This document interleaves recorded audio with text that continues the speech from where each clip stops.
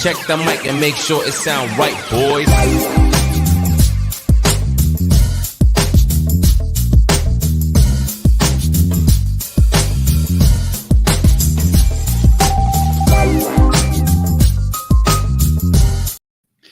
Well, it's just like old times, Sean, you and I, because the ever adventurous Jared is off to Hawaii for his honeymoon, I guess. Yeah, he wins some weeks and then he gets to go to Hawaii. Look at that. Yeah, well, he cashed in, I guess. Well, he didn't win so much last week. He put a lot of bets out there. He took it on the chin. If he hadn't gone 2 units on one of them, he would have had we could have lost the juice because he would win 50-50. But because he put 2 units on Travis Kelce going under 78.5 yards, that proved to be fatal for the in terms of his week. It definitely put him underwater on that bet.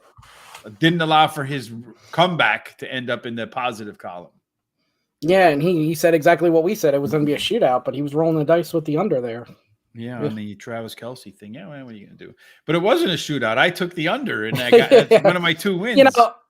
Yeah, and you know what happened is exactly what you kind of say all the time. I mean, they did kind of go up and down the field, but there was a lot of missed opportunities, and then it keeps the score low. All you got to do is go down the field once and turn the ball over in the red zone, or do like the Bills and then try to go for it and leave points on the field. Yeah, one of those first drives when they did that, I heard you over my shoulder going, see, this is why you play the under in these totals. And I'm still thinking, and they did get a little bit of rhythm where they started adding up the points, but just not enough time. And then when it comes down to crunch time, the defense tightens up, so you're not going to get the points. And then the team, of course, that's ahead starts running the play clock down, and they're running, and they're just trying to get first downs and extend the game so that they can burn the clock. Because once the team, about 5-6 minutes left in the game, the team that has the lead, they really, really start sitting on the ball. So at least when you're a good team, and both of those are good teams. I've seen it the other way. They call it parking the bus in soccer. When a team has the lead, what that means is they take all 11 players and put them on defense behind the ball. So that way, any kind of offensive threat is going to be run into every single person on the way to the goal. So they park the bus in the NFL too late in the game. So speaking of last week's results, let's take a look at what happened, Sean. It's kind of how we usually start the show. And I got to make this a little bit bigger because nobody can see that. It's right in front of me. I can see it, but I don't. Where's the percentages in this thing? I have no idea. Here we go. 100%. Let's put it to 150. All right. There's Jared right there. You can see that, right? Yep. Got off to a blazing start. 1, 2, 3, 4, 5 losses in a row. Kind of feeling like the New York Yankees against the Houston Astros. Not that they're going to lose 5 in a row, and then he came on a little win streak there. Boom, boom, boom, boom, boom. Only to be upset by those Cardinals, who actually lost to the Seahawks last week. And I guess he may have won the argument, but he lost the war. Yeah, and that's all it counts. That's right. He who wins the battle doesn't necessarily win the war. On the other side of the equation, our Swiss Army Sean getting back into the green column. Going, what were you, 5-2 last week, Sean? Is that right? 5-2, yeah. That's a beautiful week. He's learned his lesson with the 1 units, thankfully. It only took him 2 years, but he finally got it. And then maybe he'll start to learn some of those other lessons. It's one of those, I say it all the time, but you still do it. And it's one of those when you're really confident, you're so confident you better run the other way because it never works out. Never works out. Well, I break my own rule this week too, Sean, so that's not usually a good thing for me, but the last couple of weeks, it's just been, I don't know, the way I calculate stuff out and the way Vegas is putting the lines and numbers out, there's really not a lot of from the way I calculate things, there's not a lot of mispriced games in my opinion. And if there aren't mispriced games, I don't play because I'm very disciplined in that respect. And last week I had 3 mispriced games. I bet them. And this was the under in the Bills and Chiefs game. I forgot to put that in there. That's the one that when I took it last week, I was like, yeah, I don't feel so good about this. And I said at the time, every week there's the square suckers bet, and I say it's got to be the 49ers, but the team just on the algorithm it said the 49ers win, the 49ers cover, and I knew. When the running back Wilson fumbled and Atlanta picked it up and ran it for a touchdown, And then when I could see that Mariota's like 10 for 10, 11 for 11, 12 for 12, 13 for 13, this guy hasn't completed 100% of his passes in a high school game. Yeah, he's playing very well and flying under the radar there. Well, he played well last week. Prior to that, he had been pretty bad. So I don't know. That's why I figured they were going to get the better of him because they'd coax him into a few turnovers, but no. He's got a bad team, or what we all thought was going to be a bad team at 500. So he's doing something right. And they're hitting, like you said, I think they have not failed to. They have not. They've covered every single game this year. So a little prelude to that. Somebody on this show doesn't think that's ever going to end. Well, I haven't really cashed in on them yet this year. So, Well, so now you're going to curse them, eh? Yeah, we're gonna. I got all the people in New York mad at me for saying that the Giants suck. New York sucks, and then now we're gonna have all the people in Atlanta mad at us because Sean's gonna break that perfect 6-0 record against the spread this week. Little foreshadowing. I'll be like Jared, backing the Giants all the way, and then jumping ship, and Giants still win. Pay the price, right? So last week I ended up going 2-1. Small profit. I only ever do one unit until I get to a certain point. Then I'll pick up the units. I'm getting close to going. Well, I got a little while to go, but year-to-date totals, it looks like this. So last week, Jared lost 183. He's down $20 for the year. Sean making a big comeback with that $292 gain, down $337. He's going to have to pick it up, though, this week. He's going to need another week like last week to get above water. And then yours truly, I'm up $331.98. So, when you go to the store and they ask you to round up to the nearest dollar, right, for the charitable donation, we'll round up to the nearest dollar today. I'm up $332. We're down as a team $25.73 through week number 6. So that's not that bad. I mean, it's not great, but it's certainly probably better than others that don't show their picks. Yeah, and if it wasn't for me basically canceling your profit out, you guys would be doing really good. Yeah, Jared, and I have a feeling Jared is going to be like that. That ride that you go on, like where it's like he's going to be like a bungee cord. I have a feeling the way he does things, he's going to be jumping off. He's going to go, and then he's going to go right back up and then right back down. So the way he plays, I have a feeling that's how he's going to be. Well, and if you take that, if you take that Kansas City 5 unit play away, I'm right there too. So not to keep tooting your horn on those whole unit thing, but I got brave that week and I definitely jumped and paid the price. You jumped off the bungee cord and unfortunately they forgot to connect it to the bridge and you that's why I don't do anything adventurous. Mm-hmm. Because you're afraid it'll happen for real. All right, so our good friend Sean and our good friend Jared is not here, but he did his best Snoop Dogg and Bad Bunny impersonation. He sent us a videotape. Can you see that, Sean? Yeah. So let's see what this guy has to say. I have no idea what's about to come out. I'm sure it's going to be entertaining and confusing at the same time. You ready? Let's do it. All right.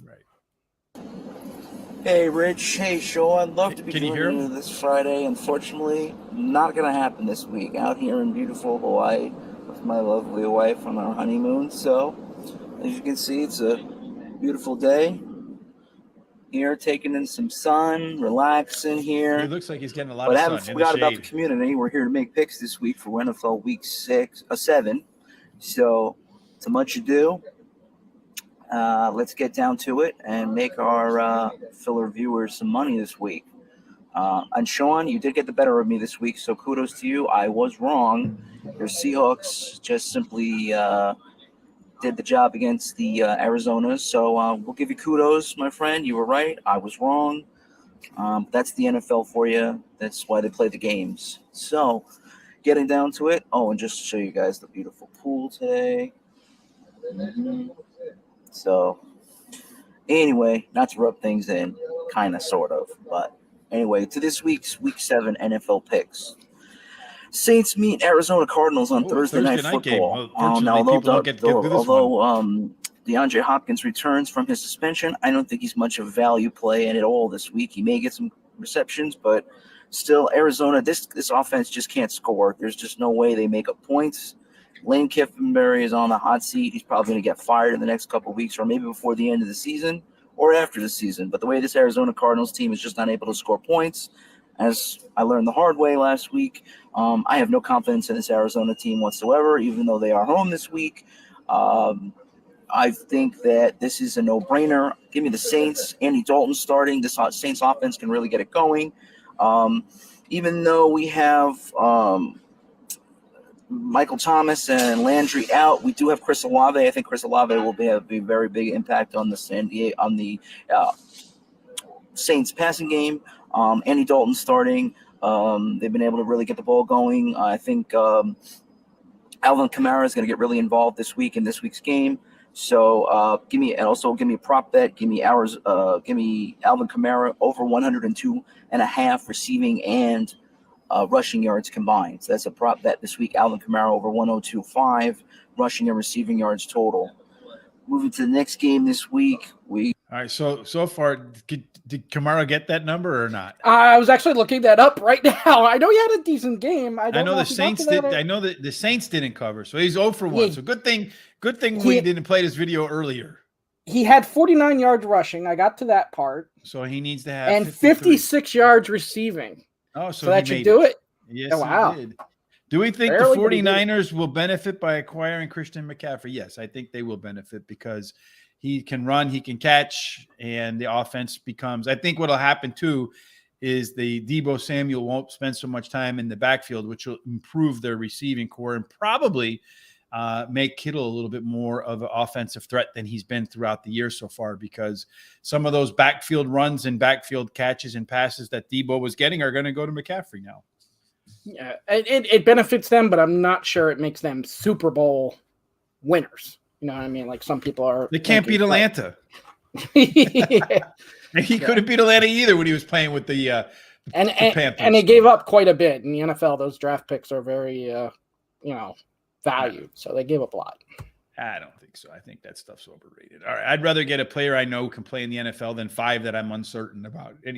I probably would be out of the league as a GM real quick, but that's always been my mentality. Give me players I know can play in the NFL, and you could take the ones you think can play in the NFL. All right, next up. Let's see what Jared likes next. My New York Giants, red hot Giants. So now he's back on the train. Up with the upset over the Baltimore Ravens, firing on all cylinders right now. New York Giants this week on the road against Jacksonville. Good luck Jacksonville winning this game because my team is so hot right now. Should be biased, but give me the Giants +3 on the spread to cover the spread this week. Giants win over Jacksonville this week. Not going to be easy. Going to be a game of a bit of a defense, a little bit of maybe, but a little offensive struggle in the beginning. The Giants have been tearing it up in second halves and are third in the NFL in second half points. So give me the Giants this week over the Jacksonville Jaguars on the road. Cover the spread. Sean, what do you think about that one? You're on mute, so you're making about as much sense now. That's not on my plays. But, I mean, the way the Giants are playing, he should back them. The way he's been, he should have backed them last week. So, the homer should always back his team, right? I mean, he's the ultimate homer. Oh, yeah. I mean, the Giants eventually are going to slip up here and lose a game they shouldn't necessarily lose. I really don't think they're a top 5 team in the NFL like people are ranking them right now. You are what your record says you are. That's the old Bill Parcells saying, and I happen to agree. You are what your record says you are. And right now they are one of the better teams in the NFL. They're playing good defense.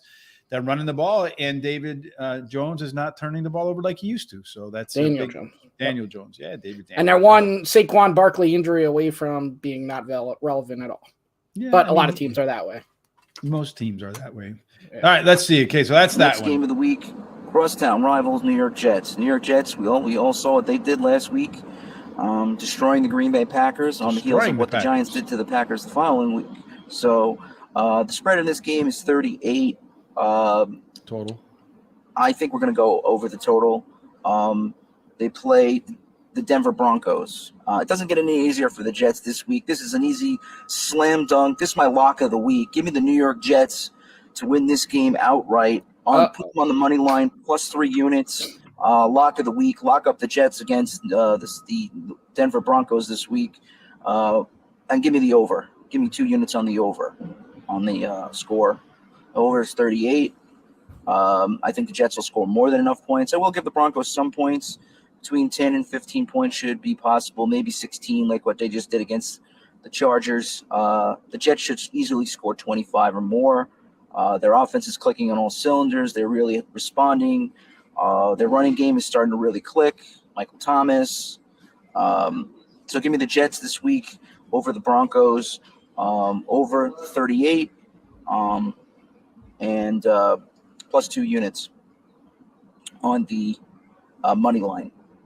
And the all right, Sean. So you got the Jets. Your Jets.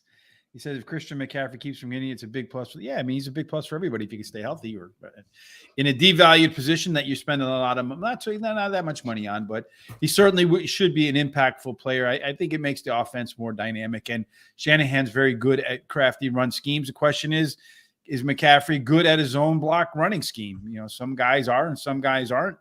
It could be a good fit for him. It might not be a good fit for him. We'll find out. Yeah, seems to be a good fit for most running backs there, though, because everybody does pretty good, no matter who they stick back there. Yeah, and it's a good offense for a running back that can catch too. And McCaffrey is definitely good out of the backfield. So I'm sure he'll get a lot of dump down passes from Jimmy G to Chris McC. There's a rap coming for sure. All right, Sean. So what about your Jets? So I do have the Jets too. I do think they win. You have the whole question mark with Russell Wilson. He's not playing well anyway. I think they they're going in against a struggling team like the Packers were, so they could kind of do the same thing to Denver. I would disagree with Jared on the over. I would definitely lean under there. I could see this being a real big defensive running game. Jets money line, right? I did take the Jets. Yep. All right. So week 7, here we go. I think we have some. We have a battle in here because you guys are both on the Jets, and I'm taking the Broncos. Oh, woo! So it's me versus both of you. So you're teaming up on me. I think the Jets have played well. On the road is a much different place to play, although they just did beat Green Bay on the road. 3-0 on the road this year. Yeah, that's another thing that's going to come to an end. At some point, nobody goes undefeated in the NFL. That's for sure. I just go by the algorithm. Algorithm says Broncos win this game and they cover, and it's only -1. It's basically a 50-50 game, right? But the money line doesn't make any sense here because I'm getting -110. Whether I'm getting, if I take the Broncos money line, I pay -115. If I take the Broncos -1, which is essentially a win, I'm getting -105. So I'll give up the point. I'll go -105. I'm happy to stack up against the two of you because it just gives me more confidence I'm on the right side of the game. Yeah, I just think there's too many questions there. And the Broncos, offensively, it's just ugly. I know the Jets aren't no barn burner, but they're doing what they're. I think the Jets are one of the they're easy to run on, and that's something the Broncos can do is run. They're more difficult to pass on. The Jets defense, I expect the Broncos to pile up the yardage. Look for Melvin Gordon to have a bounce back game after only getting 3 carries in the first half, getting benched. He's been named the starter again, but I think he and Latavius Murray will probably split carries, and whichever one is hot will end up getting the bulk of the work.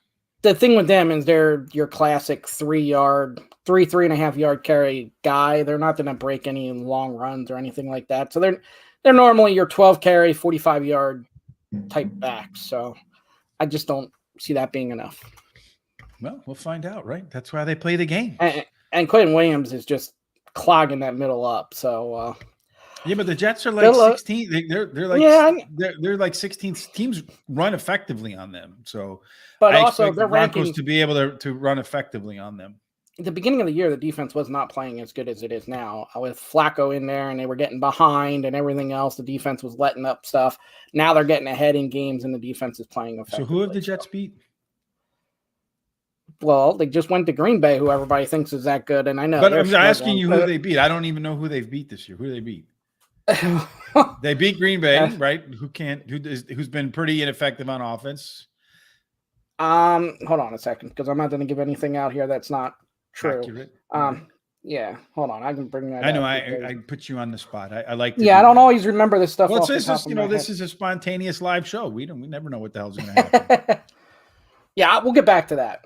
All right, so let's get back to that. So that while Jared rambles on, you can get back to that. Let's see what Jared has next. Final game of the week. Well, look, the Chiefs, I don't know what Mahomes was thinking in that game last week, forcing that pass, giving that game away. Chiefs had an opportunity to win that game. They kind of just squandered it, and, you got to hand it to Buffalo, the cream of the crop right now, it appears. So, it's tough to see what was going on in that game. I think Mahomes just forced it, tried to make something happen that wasn't there. But give me the Chiefs to rebound this week against the 49ers. I believe they're playing the San Francisco 49ers. Yeah, I queued them. So the Chiefs play the 49ers this week. 49ers just got wrecked by the Falcons. I don't know what happened there, but there you go, Terry. Things happen. That's why they play the games, fellas. So give me the Chiefs to cover easily. But not as locked. I will go I'm going to go the You don't know. under in this game, 48.5. Is he going to change his mind? Seems a bit high. I think the Chiefs can go between 24 and 27. I don't know, 31. And then you're asking the 49ers to score 17 points on this Chiefs D. I don't know. I don't feel good about that. I wouldn't feel safe. I would be leaning, and I'm going to go with the under in this game this week. I think the under is the play for me. Under 48.5 KC. Give me KC on the money line, plus 2 units, over the San Francisco 49ers this week. So those are my plays this week, guys, for week 7. Hope you enjoy. Stack the cash, make that money.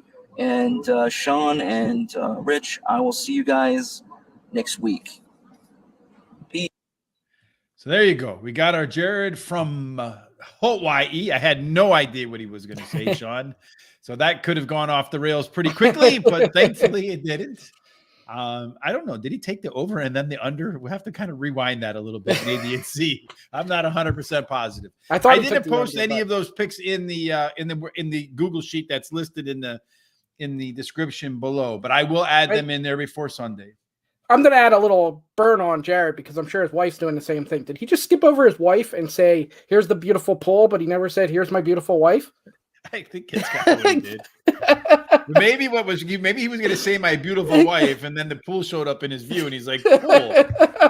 I'm going to give him that. She gave him the look like, "Don't put me on," right? Yeah, I think she did, because on the way back, the camera did a little U. Like you climbed the mountain. All right, Sean. So we got Jared's picks there. So now you started off the week with the Cardinals, so you got a plus in the bag. So you're closing that gap. If you can keep that up, Sean, you're going to be all right. We kind of foreshadowed your next pick. The Falcons and the Bengals, Sean. I'm sorry. I have the Bengals winning this game and covering. I think the streak comes to an end finally, but I could be wrong. It could be a 7-0 versus the spread Falcons team when this game is over. But I just think they're going to have a hard time keeping up with the points I think Cincinnati's going to score in this game. So this goes two ways. One, Atlanta's been really good at covering, and they've won half their games. But also Cincinnati's figured it out and are getting better. But even when Cincinnati was really good last year, they never were a team that were going to blow people out. So when you start to get close to that touchdown area, they're going to have a hard time. They're probably going to win the game, but they're going to have a hard time covering it because that's just how they are. There's some teams that they win, but they don't know how to put teams away and win by double digits. And the Bengals kind of fall you're basically describing a team that plays to the level of your opponent. Yeah, that too. Yeah, definitely. Instead of playing to their level, they play whatever the level of the opponent is. So I think you got two things working there. Cincinnati usually doesn't crush people, and Atlanta's covered all year, so you're getting 6.5. I would have loved it if I could have got, like I said last week with the Jets with the 7.5. If I could have got 7.5, you might have gone more than one unit. You might have broken the rules. And I would have tried to break the rules, but I don't know if I would have broke the rule yet because I'm still pretty bitter about it. But yeah, at some point you're going to learn, Sean. Right? You're going to learn. And they say usually you learn the hard way, right? That's the school of hard knocks. Yeah. All right. So, and the next game up for you, the Colts and the Titans. Boy, you just can't get enough of losing money to Matt Ryan, can you? Yeah, so if Matt Ryan's going to throw, 58 times again this week? I mean, I like my chances with the Titans. Titans, they had a bye last week, so they're coming in a little fresher. They should be ready to play you. Yeah. Teams coming off now, Jonathan Taylor's coming back, so you do have that for the Colts. So you is, probably shouldn't have to throw it 58 times. So is Hines. Hines is coming back too, so they have the full complement of the running backs. And this is the series that the Colts used to be really dominant on the Titans. The Titans have now won the last 4, including one earlier this year. So it's swung a little bit here. So Titans only having to win by a field goal at home. I like my chances.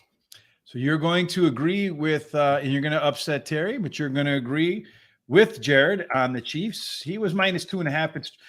Now you see what a player is worth, because it started at minus 2.5. And with Christian McCaffrey in the lineup, it goes to minus 1.5. So adding Christian McCaffrey is worth 1 point to that offense, well, according to Las Vegas. Also, Christian McCaffrey, he's going to have maybe a red zone package, maybe a couple plays. I don't think he's going to play all that much. He's going to play. Yeah, well, he's going to. It's going to be hard for him to play too much. Why? He's a running back. For this week, he's a running back. There's a lot to learn in that couple days. They're going to have specific packages for Let him. me tell you, those running back stuff is pretty much no matter where you go. Just the only thing is they're going to tell you exactly which hole to run through, what count it's on. The only thing is the pass protections. And that's the problem. Yes, not necessarily, because Garoppolo will probably tell them in the huddle who he's supposed to block. I don't know what the over under is on that, Sean, but I'll bet you over under 20 touches. 20 touches. Yeah. No way he gets 20 touches. No way. I bet you he gets 20 touches. No 20 touches. He might play 20 plays. He's not going to play 20. He's going to play. You do not go get a player like that. He is not getting 20 touches. No way. So what's the over-under on that? Look it up. He's going to get – so you don't think he can run the ball 15 times and catch it 6? I not this week. And I don't know if those numbers are out yet. Usually those numbers tend to come out Saturday night or Sunday morning, but I will – look that up, but you find out what that over under is. So, if it's like 15, I will. If it's like a number like 15, you can put me down for a unit. I'll say though on the game, San Fran's just struggling offensively anyway, and Kansas City just lost. I think Kansas City wins this game. They're the better team. San Fran, they're still struggling. They're still trying to find it. So, we're going to go here with the players. Let me see if we have this. Did they have touches for Christian McCaffrey? And then did you look up who the Jets have beat besides Green Bay? Yeah, I have that. They might not have touches. He's not listed right now. No. They have different things, but he's not listed because they're a little. So the Jets, So what are you going to give? So what line are you going to give me? So this is what we'll do. Well, we can't do it that way anyway. So unless you want to give me a number for 20 touches, and then we'll just make up a bet, and I'll put it in there for 20 touches right now. I'd have to. I mean, those are pretty good odds. You probably get like at least plus 250 on that. So I can take Christian McCaffrey, 20 touches or more for $150. Sure. All right. So I'm going to take that, Sean. You're going to take $150. Well, yeah, plus 150 is what I'm saying. Okay. So MCC 20 or more touches for plus 150. There you go, Sean. That's going to be for 1 unit. I don't know if that's what the actual line is. I don't think anybody would stop you for that because I don't see that happening. Well, we'll find out. I could see him getting 15 carries and 6 receptions. That's an easy day from McCaffrey. Easy day from McCaffrey. All right. And then going back to the Jets thing that we keep bringing up. They stole that game in Cleveland when they got the long touchdown with Flacco and they got the onside kick. And then they did beat Pittsburgh in Pittsburgh, and they beat Green Bay in Green Bay, and then they crushed Miami at home. Yeah, Miami, who didn't have a quarterback. Their 7th round draft choice, for sure. All right, so Terry says bet him lunch. He'll take the 49ers. You could take the Chiefs or dinner. Wow, you're just under assault today, Sean. All right, so let's move over here a little bit. Sean, do you have anything else over here? Let's see. Sean has, I think you had a total in here. You're going to go the under in the Dolphins and the Steelers game. You just saw that the Steelers like to put points up on the board, Sean, and you're taking the Jets for 1 unit plus getting a nice even 100 right there. Steelers and Dolphins, Tua's coming back this week. You know that, right? Yeah, Tua's coming back, but they're not just going to open it up and leave him get another concussion. So there'll be a little – and what's Pittsburgh's strength? Pittsburgh's strength's a little bit more defense than it is offense. I know they've put up some points here and there. Also, this primetime thing, besides obviously Thursday night, it doesn't fit the narrative, but the unders are dominating. So you're really trend playing. Well, no, I really think the style of the game, one, you have Tua back. They're not going to want to just set him back there and keep throwing and get him hit after those concussions. On a primetime game again, no, not going to happen. The 45.5, when I looked at this line, I was thinking 41-42, and then I see 45.5. I think Terry's not going to let you go, bro. You got to send him a certificate. Oh, my God. Are you in or you're not in? Ah, man, no, I'm not in right now. Oh. Buck, buck, buck, buck, buck. Yeah, right. All right, so you think the game's going to go under in the Steelers game? In my sheet over here, because I have the whole week sheet over here, so let's see what we see in this sheet. For the Steelers total, it's predicted total is 44 versus the over-under 45.5, Sean. I have every single game who I think is going to win, who the algorithm, Magic Excel, says will win, who will cover. Over here is the predicted total. And, I looked last week, Sean, I think 90% of the games were within 4 points of the predicted total and the actual total. So that was pretty good. It works. It's fairly accurate in terms of total points.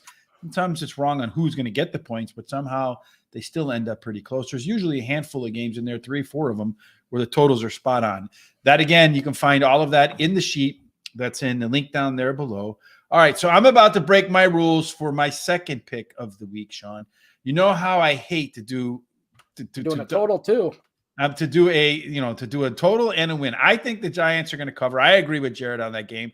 I think they'll probably actually win the game outright. But I'll take them in 3 points because I can see if the Giants lose, I can see them losing 17-20. Right? 3-point game. When you look at the total is 43. I have the game going under 43. I have them scoring around 38 points. So I think it's going to be a low-scoring game. I'm taking the Giants +3 and under 43 in a same-game parlay, Sean. Plus. Okay, so you're doing it that way. You're not doing it as 2 separate bets. Yes, I'm going to do it as one parlay for plus 264 on DraftKings. I looked it up right before we started. So let's just do this every week since we kind of do it. What's the sucker bet this week? Because I kind of think it might be the Giants because they are the underdog. And they clearly have been the better team and the better record. So are they the sucker bet this week, or do we have something else? No. Who do I think the sucker bet is this week? I think I think it's the Cowboys. And that could be too. Because they're a 6.5-point favorite. I understand Dak Prescott's coming back. I understand their defense is their strength. And, in Detroit's coming off being shut out, right? Their offense, but had been putting up a lot of points. The defense from Detroit can't stop anybody. So that the thinking is the Cowboys are going to score a ton of points. But they didn't score a ton of points in that first game with Dak Prescott against Tampa Bay. Tampa Bay's got a good defense, but they certainly struggled. He hasn't been throwing the ball because he had his thumb fixed, right? So it's not like he had a leg injury where he can continue to throw the ball. So I think there's a good chance Dak's going to be a little bit rusty. And I do think Detroit will put some points on the board. So I think maybe the Cowboys laying 6.5 might be the number that's a little too high. Yeah, and actually I saw another sucker bet. DraftKings, sometimes on Fridays, they release these special profit boost, and one of them was Dak Prescott throws for 2 TDs at +100. And I thought, that is not good enough odds to take that with him coming back, like you said. Yeah, but against that defense, I think it is. Yeah, I mean, you should, but I think another one too could be the Buccaneers. They're a 2-touchdown favorite against Carolina. And that though, where's Carolina going to get their points from? Right. I think you could ask the same question about Tampa Bay. At this point, yeah. But well, don't you feel like, because Carolina can play defense. It's one thing they have a little bit of defense, right? If they McCaffrey's out, I understand, but Chuba Hubbard and Deontay Foreman, they'll be able to move the ball on the ground just as well as they have before.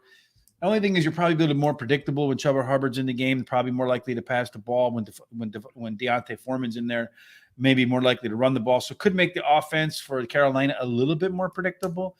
But I think P.J. Walker running around back there, I expect him to have a little bit more kind of wide open offense this week because they're at the point this year, they might as well just try anything because they're not going to make the playoffs.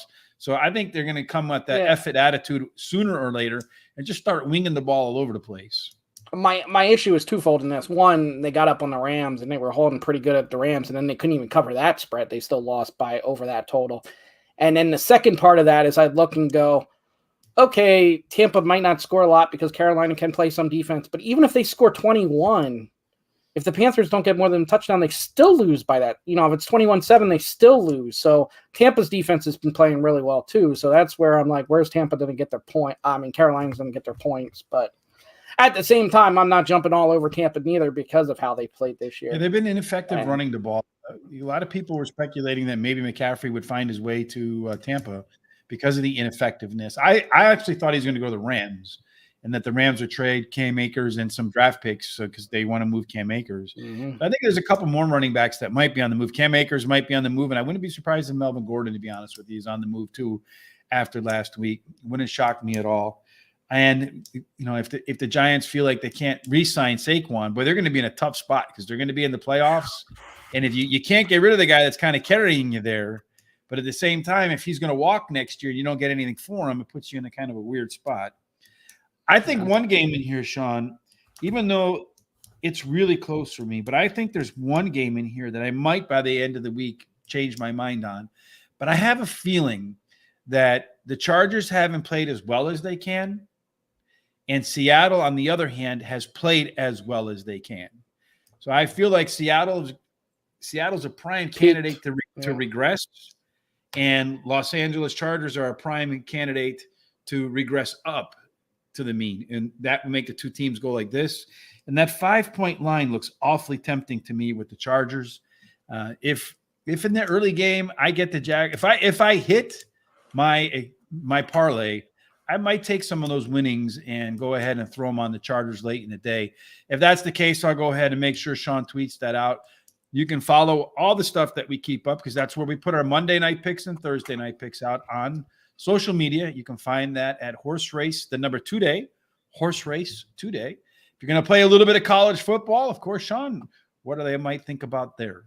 Pickswiththeprofessor.com. And then Picks with the Professor on YouTube. He puts out a couple videos all week for college football, and they're really insightful. So there, and then I know his Twitter handle is at Professor Sides. So, and he's actually a statistics professor. Yeah.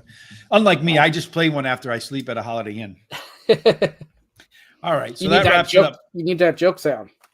Yeah, yeah, that's called a rim shot. One final thing, if you have a little bit of racing and if you have a little bit of insomnia, not tonight, certainly we put you to sleep. It won't be a problem going to bed tonight. But tomorrow night, if you have a little bit of insomnia, Tom and I did some Hong Kong Shaitan racing overnight, and they start at like 3:00 a.m. Eastern. So either you got a little bit of insomnia, or you're just coming in from a night out, or you're just getting up because you work on the backside somewhere. You can check that out over at Horse Racing Radar TV. And then, of course, Terry and I will be back on Monday. We'll cover Parks on Monday, Horseshoe Indianapolis on Tuesday. Wednesday, we will go ahead with Charles and I and do Keeneland. Thursday, we'll do Belmont at Aqueduct. And then we're going to probably put together our coverage for the Breeders' Cup starting this week. So be on the lookout for that. I know Tom and I next Friday, we're going to cover all the international horses. The rest of us are going to get together on a schedule. We can cover every race for the Breeders' Cup. You'll find that right here in Horse Racing Radar TV as well. And then, of course, next week with Miss Jamie Martinez, the irreplaceable, wonderful, the best co-host, the most tremendous man on the planet, Sean and Jamie will work together. Who's your guest list next week? So Monday we got jockey Angel Suarez. And then Tuesday, Chantel Sutherland returns. And then Wednesday, jockey agent, former jockey, former trainer. And we had her on the Player's Edge on our Thursday night show. Paula Bacon will be on. Ah, beautiful. So it should be a very good week of guests. Keep you all entertained for sure. Best way to make sure you don't miss anything, even Jared from Hawaii, is to go ahead and subscribe while you're here. Hit that subscribe button, hit the bell, follow us on the social media. Any final thoughts before we get out of here? No, just I split my deficit in half last week, looking to get the other half this week. So yes, and he's two. And then if the Jets can go 5-2, even better. And he's little two buck to play Terry for a hamburger and fries. Well, that's the whole. I'm taking Kansas City, giving up less than a field goal on the road again, being pretty confident. Last time that happened, the Colts made me pay. So I'm going to tread lightly on this one and take the 1 unit and say I feel confident about it, but that's what I got. Well, you're screwed because Jared said that the Jets were a lock of the week. So I know. Did you see my face when he said that? I didn't want that. I did not want that as my vote of confidence. Yes, I was enthusiastically receptive to that commentary because whenever you go lock of the week, that L turns into loss. Yeah. All right, Sean. Well, that wraps us up for the NFL this week. Again, make sure you check us out next week. Had a fantastic Thursday yesterday. Lit up the pick fours at Belmont. We had that hot dog pick four, $18 and do like 350 and then 90 into 1700 in the afternoon. Going to be tough to repeat that performance next week. But I'll tell you what, I'm certainly going to try like hell. Till then, Sean, no matter what, we hope that your day, your weekend, no matter what you're doing, it ends up in the end zone. Absolutely. That was so much enthusiasm. Have a great weekend, everybody. Boys.